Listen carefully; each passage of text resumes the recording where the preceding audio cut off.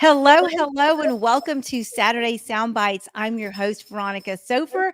Here on Saturday Soundbites, we talk all things visibility strategy. That's advertising, marketing, public relations, branding, networking, and all the tools and strategies you need to really be visible in your space, to grow your business, create those sales funnels, and figure out how you can leverage all of the things that you're doing to grow your business. I've got a wonderful guest for you today. We are going to be talking about really figuring out how to add some of the digital components to your portfolio and just learning from a really great expert. But before I bring her on, I want to take care of a little housekeeping and remind you that if you are listening on our podcast, make sure you hit subscribe from your favorite podcast platform.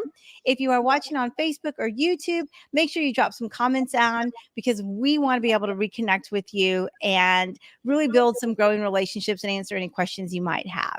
So with that, let's go ahead and bring on our guest. I have with us today Dr. Destini Copp joining us. Welcome, Destini. How are you? Hey, Veronica. Thank you so much for having me. I'm super excited to be here with you today. Oh, that's awesome. We're excited because I know that the conversation you bring is going to be really important to our audience. So first of all, tell us a little bit about yourself just so we can get a better sense of your background.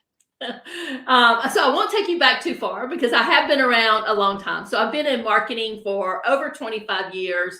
But most importantly, too, I've been in online education and teaching online since 2005. So this was way back when people were still asking me, can people actually learn through an online course? And I was telling them way back in 2005, yes, we have students that are doing this. And of course, I was teaching at a university, at the university level in graduate and undergraduate and doctorate programs. But teaching online has been around for a while. It's just really have come, it's kind of a little bit more mainstream, right? With COVID and kids at home and teachers even through K through 12 teaching online. So I have a combination of a marketing background because I used to work for a Fortune 50 company running their marketing department. And then obviously I have also a doctorate in marketing. So I kind of, when I went online and left university, I wanted to go out on my own. And I'm sure a lot of your listeners can relate to this. They might be in a 9-to-5 today and they're, wondering, what can I do? So I kind of combine some of those skill sets that I have. So today I help people add digital products to their portfolio and also market them and sell them into the marketplace. I love it. And we've had several college professors on the show. We've talked about everything from strategy and some of the core fundamental pieces of messaging and branding to professors who really bring in some of the trends that we're seeing on social media. So we love having distinguished experts who are so well read and very knowledgeable in your space. So we're just excited about the conversation today. Well, like I said, I'm an open book, so ask me anything that you want. Great. Well, let's get to the core because I know our listeners really tune into Saturday Soundbites to get some knowledge and nuggets of information and tips and strategies. So tell us about digital products and then how that can be incorporated into what it is you're doing. Yeah, so that's a great question.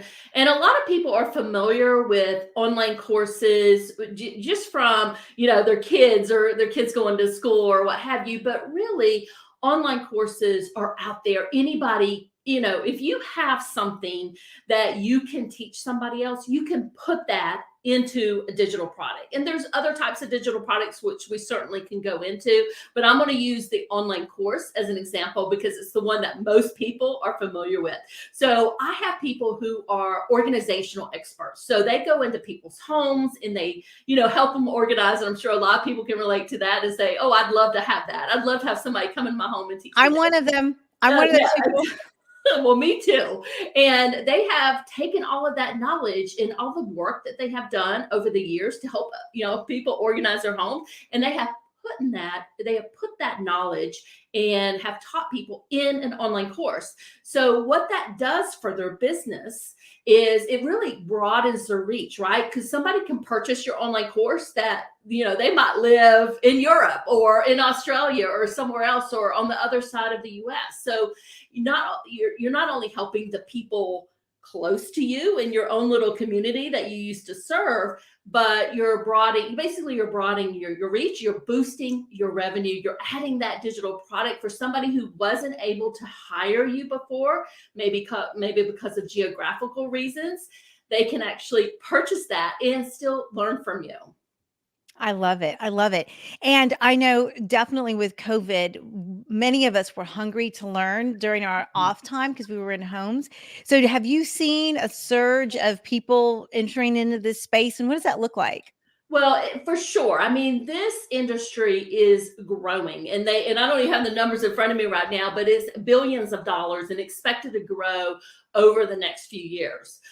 So there's, people are hungry for knowledge, and they're hungry just to learn fun new things, right? They might want to learn how to knit. They might want to learn a musical instrument. I have a son who got a guitar for Christmas, and he's going online. He's watching videos to learn how to teach instead of us taking him somewhere to meet with an actual teacher. He's learning it all online. And I think not only for maybe the older generations, they're certainly buying into this too, but also for the younger generations, it's normal. It's normal Right. for them to learn online and watch videos to learn. So it is doing nothing but growing, to answer your question. Yeah, no, that's good to hear because I often wonder if the market is saturated, and I wonder if at some point people are like, "Nah, never mind. I did enough online during the pandemic and I'm ready just to get back to, face-to-face learning." But it sounds like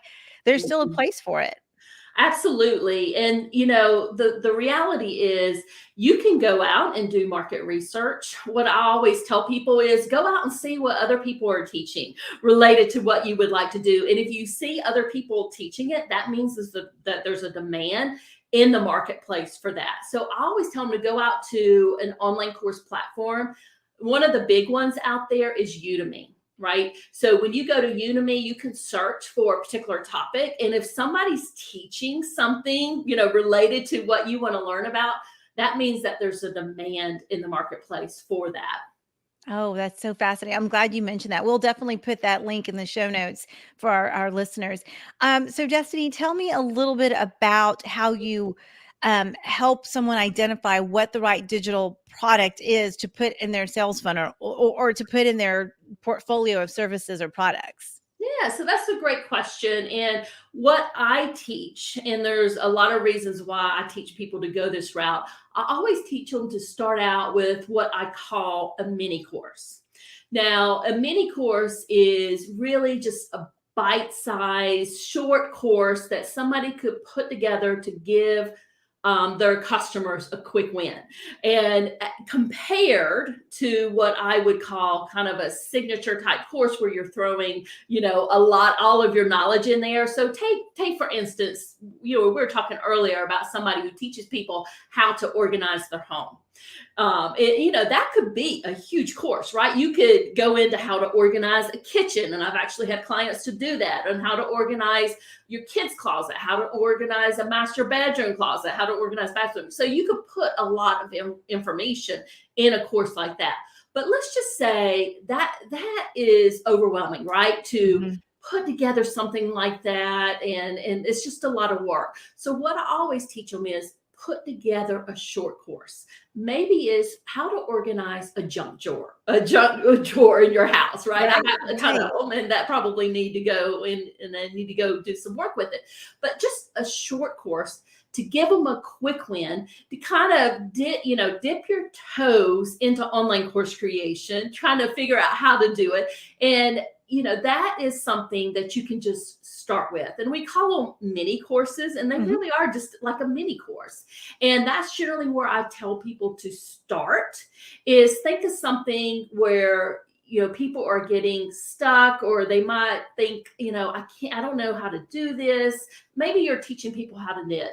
Maybe you just teach them, and I'm not an expert in this area at all, but maybe you teach them just a few like knitting exercises just to get them started. Maybe there's a certain, there's probably something out there just to teach them how to do a hook or something like that. So just really a mini course, and that will help people kind of get that win. So, and they also know how you teach, right? They learn from you. They know your teaching style, and if they like, their experience, they can purchase other courses that you can launch in the future.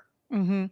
And what I love about this in particular is that it's also a way to lead towards other products, other services. And what I mean by that is, as a visibility strategist and someone in the PR space, I'm always trying to find that connection. As a marketer, you know this, right? You know Yeah. you're trying to weave in all the different ways that your actions and how you show up for folks really can grow into something else. So I'd love your thoughts on how courses can contribute to a visibility strategy as a tool rather than just a product, because I feel like there's a lot of opportunity there. And to your point, what people can do with mini courses, let's just say they were going to be a guest on somebody else's podcast, they can offer up that mini course as a free lead magnet to get people on their email list. So there's tons of things that you can do with a mini course. You can post it on your website to sell it. You can, include it as a free lead magnet. You can include it as a premium product. So let's just say that, and I'm sure you teach this in what you're doing. Let's just say that somebody's going to go speak at a summit or a conference. You can include it as as a premium product, maybe in an all access pass that summit host is putting together. So there's tons of things that you can do with it. I like that idea because I've actually been playing around with that concept, and I'd love your thoughts on how to repackage, because I've got a number of sessions that I actually participated in, and then have the rights to use for other people who have shared their expertise. And I've got this really great content, and I don't have a digital strategy right now to share that. So I'd love a little one-on-one hot seat coaching if you're up for it, because I'm interested in hearing how you would put together something for that. Yeah, so I really love what you're talking about there. So the one thing I do want to mention is a digital product doesn't have to be a video course. Oh, It can good to also know. be like an audio course. So just so you know, I'll give you an example, which I think this is something you can do with what you're, Mhm. working or thinking about there. On Amazon, I have a book, and inside that book, I have a free lead magnet. And that free lead magnet is an audio course. So when somebody purchases that book, they can sign up for that free lead magnet, and it's in a private, basically it's a private podcast feed. So I'm using a system called Hello Audio to do that. And people can just sign up for it, and they can listen to the book through that private podcast feed. So going back to your question and the sound bites that you're talking about, I'm assuming they're like podcast type Yeah. episodes. I might Yep. be wrong on that, but you could load those into this private podcast feed. And basically that's a premium digital product that you can use in any way that you want. You can use it as a free lead magnet. You can actually charge for it. I have several private podcast feeds that are included with various products that I put together. Like one is my membership, but it's a private podcast feed, and you only get access to it if you pay for it. I love that idea. I've been playing around with it, but haven't given it much thought. But you've opened my mind to the possibilities. And so for me, Destiny, this has been great just having this initial conversation, because you sparked my ideas. And I think that our listeners will certainly think outside the box, because when you do think of a digital product, you do automatically think of a course. What are some other things that you're seeing folks do that fall into this space? Oh, I love this idea. I love this question. And there's tons of things that you can do. You can do templates and swipe files. Those are actually hot digital products. So let's just say, and I'm trying to think of some examples. So let's just say you're a career coach and you are helping people maybe put together their resumes and their cover letters. You can put together some templates that they can use to put together like a CV or a resume, or maybe even like a cover letter, or outreach, maybe cold outreaching. I don't know what a career coach does, but I'm making some assumptions there. But there's a lot of things you could bundle in a digital product like that and sell it, or use it in the way we've been talking about today. I think that's great. I think there's a lot of opportunities for entrepreneurs who have been developing content Mhm. that have traditionally released them in a way that they felt comfortable with, and now there's an opportunity for them to repurpose it. And it seems like that is a really great way to not have to recreate content, because if it's already there, then there's nothing but opportunity for you. Yeah, I mean, another example would be, and this is somebody that I have worked with and purchased some of her digital products in the past. She was a lawyer and decided to go out on her own, and she has all of these like contract type templates that you can purchase. And, she's also done some online courses walking you through how to set up your business, like an LLC or, however you're going to set it up. So there's a lot of different ways that you can do with that.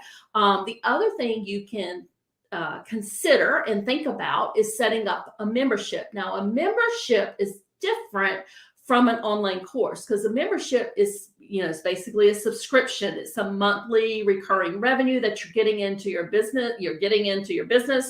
I'll go back to the career coach example. They might be a perfect opportunity for them to set up a membership where they're working with their clients for some time, because it may take some time, right, to either get a job, or maybe they want to continue their coaching as they move into a new role, and have that support of somebody working with them, or career type coach. So excuse me, there's a lot of different ways that you can bundle these digital products together to support you in your business. hmm So when you think of, and you're coaching folks through a membership model, is there reoccurring content that has to be added, or is it something that your clients can literally repackage what they already have and maybe beef it up a little bit and then make it more passive? Or do you feel like it's one of those services that has to be nurtured more regularly? It could be, you can set it up however you want. A membership could be simply you have, a monthly group coaching call with your folks, and that's what they pay you for. And give them some additional content in addition to that. Maybe you already have all the content in your business and you're putting it into the membership and is available for your members, but you're not creating content every single month.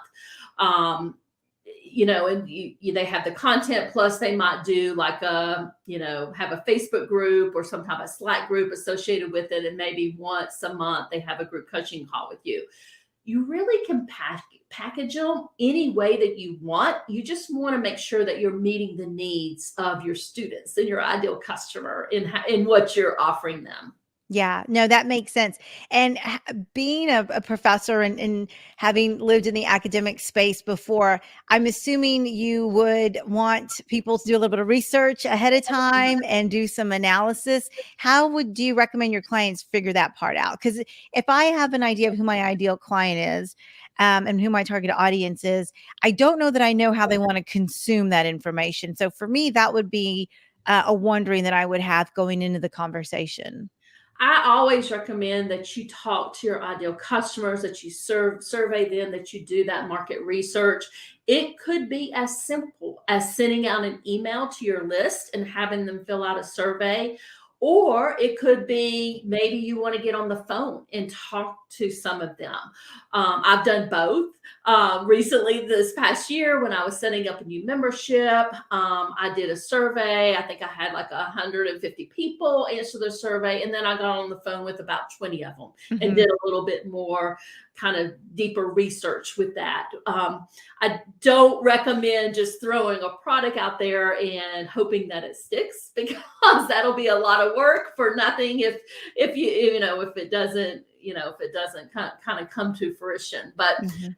But the only other thing that I would say is marketing is all about testing. And, even if you do market research, even if you do talk to some of your ideal customers, you're not always going to hit the bullseye every single time, and that's okay. I've launched sales funnel. I've launched, webinars that, kind of tested out these sales funnels. And quite frankly, they didn't do that well. So I kind of cut them off and tried something else. But Mhm. sometimes you just don't know until you test it, even after you've done a lot of research. And that's not just with you or me, right? There's Sure, sure. Fortune 10 companies out there that launch products that Mhm. don't do as well as they wanted them to. Mhm. Well, I want to get the not the inverse of it, but you've given us great tips. What are some things to be on the lookout for? What are some, landmines that you've seen folks kind of fall into as they're deciding how they want to add digital content and products to their portfolio Yeah. of services? So I think this is a great question, and you might be a little bit surprised by my answer, but I always tell people that product creation, especially digital product creation, is 10% creating that product, but it's 90% marketing. And a Mm, lot of it comes down to traffic strategies, right? Traffic strategies coming into your business. Because if nobody knows that you exist, they're not going to know about your online course. They're not going to know about your free lead magnet. They're not going to know about you at all. So that's why I place a ton of emphasis in my business on being visible in the market, basically, and making sure that people know that I exist. And there's a lot of different strategies that I focus on there, but that would be one of my biggest tips for folks. got it. I love that, and I'm writing that down because I think that's definitely something people aren't tuned into. What other tips do you have for folks who are thinking about entering into this space?